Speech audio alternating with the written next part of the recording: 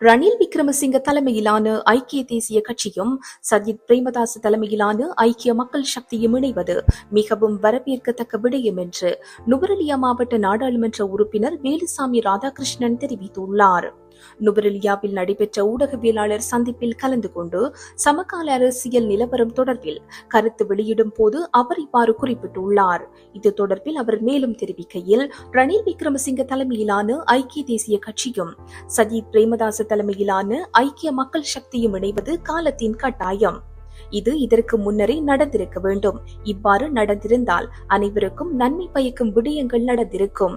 எனினும் கடந்த காலங்களில் இரு தலைவர்கள் மத்தியிலும் காணப்பட்ட தலைமைத்துவம் உள்ளிட்ட சில முக்கிய விடயங்களில் விட்டுக் கொடுப்பற்ற நிலைமையினால் அந்த முயற்சிகள் கைகூட முடியாமல் போயிருந்தது. இவ்வாறு இணைந்திருந்தால் முன்பு நடைபெற்ற பல்வேறு தேர்தலில் பல வெற்றிகரமான சம்பவங்களை சந்தித்திருக்கலாம்.